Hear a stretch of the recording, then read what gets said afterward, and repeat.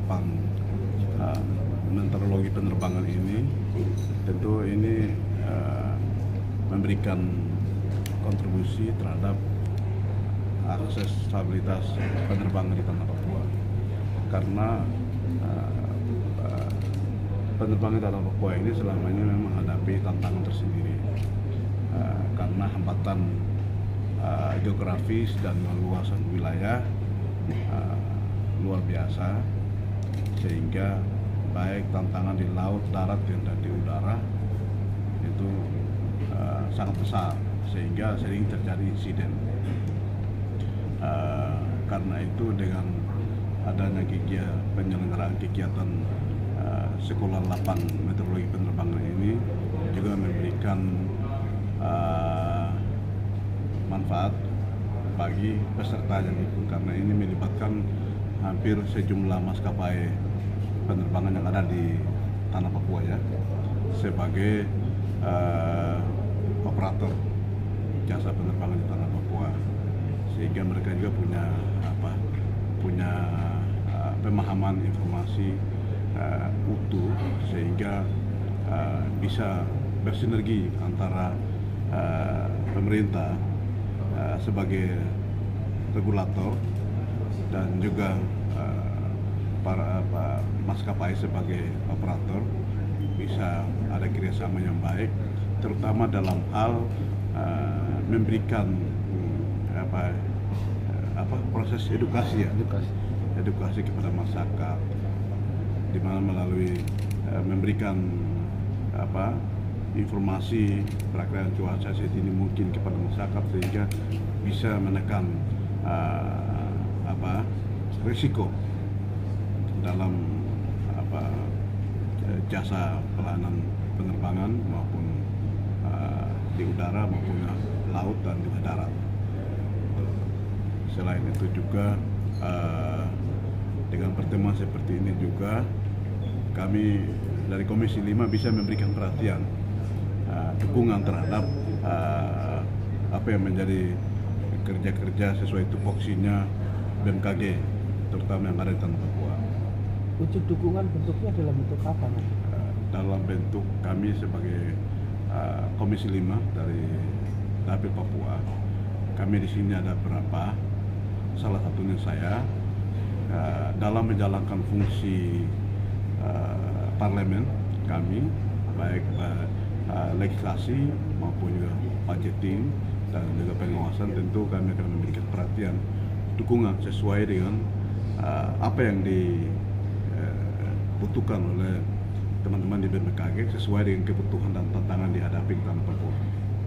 Yang melatar belakangi kegiatan ini adalah kita prihatin ya, beberapa kali terjadi insiden ya tentang pesawat kecelakaan lain itu di tanah Papua. Kedua, itu kami ingin mensosialisasikan betapa pentingnya pemahaman informasi meteorologi penerbangan dalam hal yang pertama tentang safety, keamanan, karena dunia penerbangan ini keselamatan ini penting sekali, itu satu. Kedua, regularity atau keteraturan, bahwa penerbangan itu teratur, tidak ada yang penerbangan acak-acakan. Ketiga adalah efisiensi. Ini khususnya di dalam dunia penerbangan. Itu yang melatar belakangi mengapa kami menyelenggarakan kegiatan itu. Dan perlu diketahui yang sangat riskan untuk tanah Papua adalah penerbangan level rendah. Itu yang perlu menjadi perhatian. Materi apa yang diberikan dalam surat? Materi yang diberikan banyak, yaitu misalkan tentang pengetahuan cuaca penerbangan, kemudian aturan-aturan tentang dari ICAO, kemudian ada juga beberapa peralatan-peralatan yang harus digunakan di dalam penerbangan ini, terus informasi perakiraan cuaca seperti apa yang harus digunakan. Jadi memang banyak sekali. Pak, selama ini tantangan atau kendala apa sih masih dihadapi di Papua dalam ini? Ya, tantangan ataupun kendala yang saat ini dihadapi di Papua adalah informasi cuaca itu sendiri atau kondisi cuaca itu sendiri. Kita lihat sebagai contoh untuk lembah atau pegunungan di Duga, itu dia hanya punya jendela waktu penerbangan itu hanya sekitar 2 jam atau 3 jam. Jadi cuaca membaik itu sekitar jam 8, nanti jam 10 sudah tidak baik lagi. Jadi hanya 2 jam. Nah, tantangan-tantangan seperti itulah, kondisi topografi itulah, dan barangkali ada sedikit mungkin vandalisme atau mungkin ketidaktahuan sehingga peralatan yang tadinya tergeletak itu padahal peralatan cuaca itu terkadang tidak dirawat, seperti itu. Barangkali hal-hal itulah yang, tapi paling dominan adalah kondisi topografi atau geografinya yang tidak landai, artinya sangat heterogen sekali, tidak homogen, sehingga itu perlu menjadi perhatian. Pak, selama ini dukungan dari pemerintah daerah setempat bagaimana?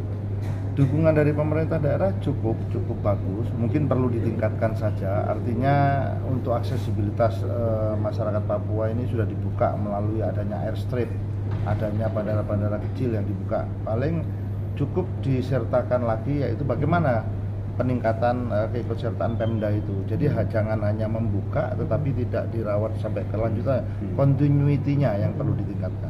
Gitu. Selama ini cukup baik.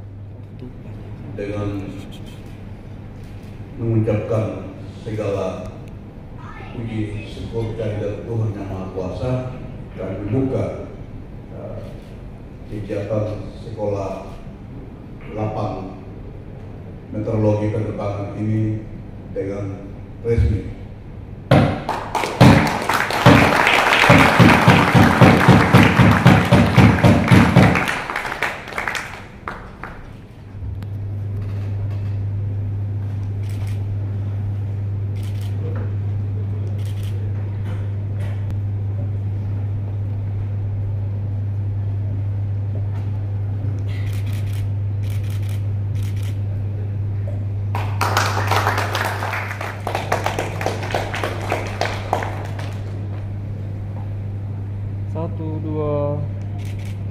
Satu, dua, cukup.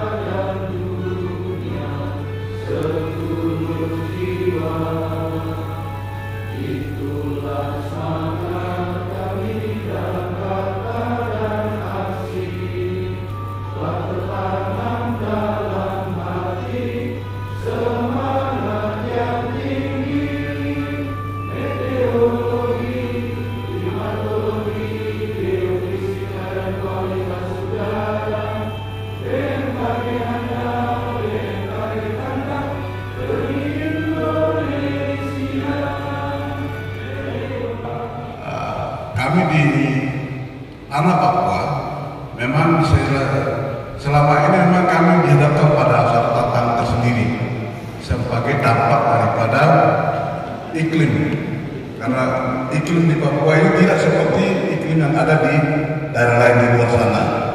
Kenapa? Karena kami di Papua ini memiliki ada hambatan geografis dan juga hambatan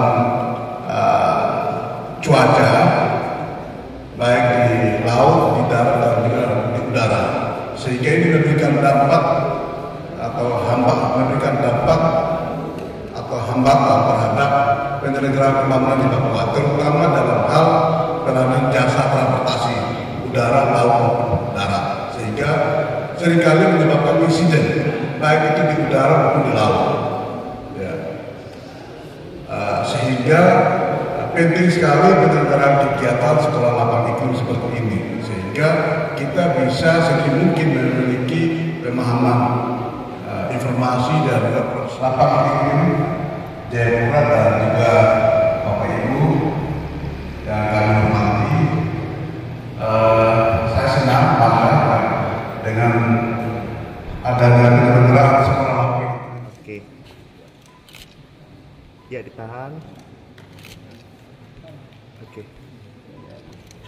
Ya. Oke, ya. Oke. Siap, mantap. Dimohon kesediaannya untuk Bapak William Mandik untuk dapat memberikan cindera mata kepada perwakilan kampus untuk Islam Jayapura, Pak.